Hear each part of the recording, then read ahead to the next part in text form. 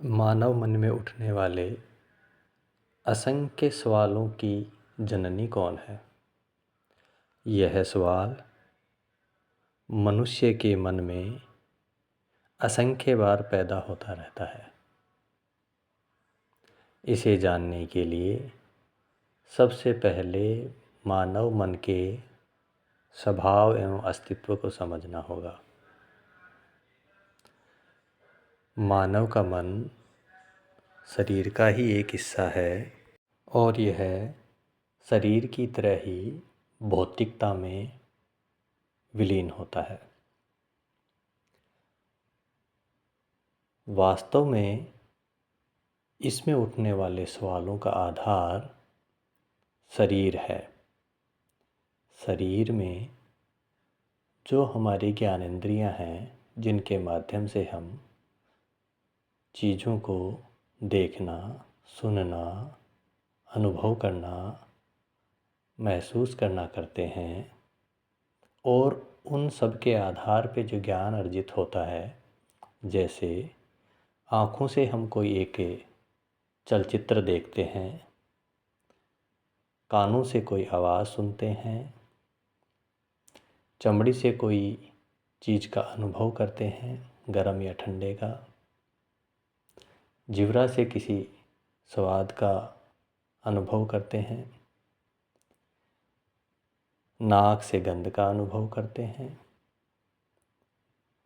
ये सभी अपनी जगह पे अलग अलग गंध, स्वाद, ध्वनि, चित्र, अनुभव विभिन्न प्रकार के करते हैं।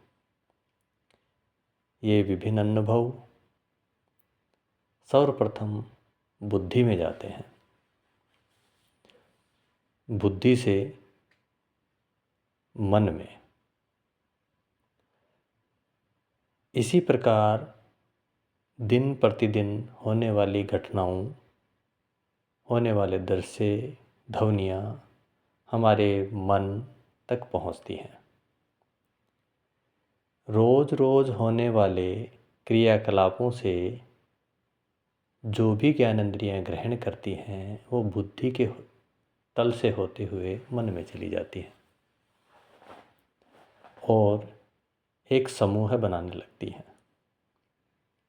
अलग अलग समय में, अलग अलग कालखंड में इकट्ठी हुई ये सूचनाएं अलग अलग तरीके से व्यतीत होती है और मन का स्वभाव चंचलता है, जिसकी वजह से वहाँ पे जो भी ध्वनि, दृश्य, स्पर्शता, गंध पहुँचती है, वह उसका अखंड विभाजन कर देता है।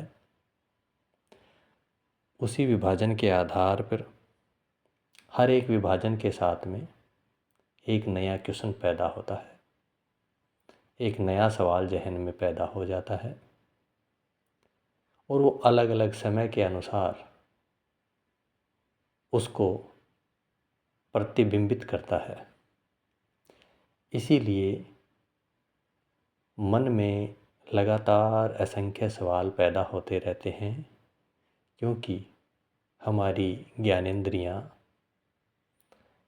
हमेशा कुछ न कुछ, किसी न किसी माध्यम से जागृत और सुप्त अवस्था में दोनों में ग्रहण करती रहती है। उसी का परिणाम ये होता है कि मन के सवाल बढ़ते रहते हैं। इन ज्ञानेंद्रियों के द्वारा बुद्धि के तल से होकर जिस प्रकार की चीज़ें अंदर जाती हैं, मानव के मन में उसी प्रकार के सवाल जागृत होंगे। जो दृश्य, जो स्पर्शता, जो अनुभव, जो ध्वनि हमने ग्रहण नहीं की है, उस के अभाव में हम किसी भी प्रकार का कोई भी क्वेश्चन पैदा नहीं कर पाएंगे। कल्पनाओं का आधार भी हमारे दृश्य या स्पर्शीय चीज़ों के द्वारा ग्रहण की हुई सूचना ही है। इन सूचनाओं के अभाव में मन भी कोई प्रश्न खड़ा नहीं कर पाएगा। मन का भोजन सूचनाएं हैं। सूचनाओं के आधार पर ही मन अपने अलग अलग प्रकार के प्रश्न हमारे सामने रखता है और इसीलिए इन प्रश्नों की संख्या अनंत हो जाती है और गति भी अनंत हो जाती है। मन में उठने वाले ये प्रश्न भ्रामक होंगे क्योंकि हम जो भी चीज़ें ग्रहण करते हैं वो सारी भौतिकता से ग्रहण कर रहे हैं। हमारी ज्ञानेंद्रियाँ भौतिकता को महसूस करके सूचनाओं को इकट्ठा करती है और बुद्धि को देती है। बुद्धि का तल उसमें से कुछ निष्कर्ष निकालता है और मन तक पहुंचाता है।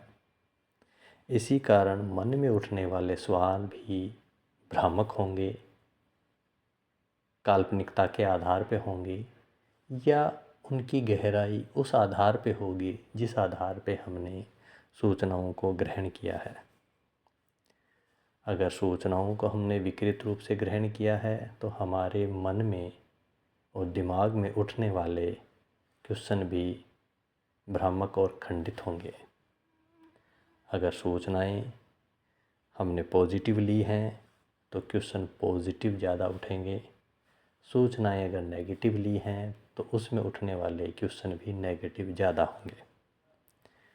मन में उठने वाले क्वेश्चनों का पॉजिटिव या नेगेटिव आधार या खंडित या संपूर्णता का आधार हमारे शरीर द्वारा की गई सूचनाओं का इकट्ठापन है। अगर हम सही तरीके से सूचनाएं दें तो हमारे मन में उठने वाले सवाल कुछ हद तक वो एक दिशा निर्धारित करते हैं। वो दिशा हमारे जीवन को निर्धारित करती है।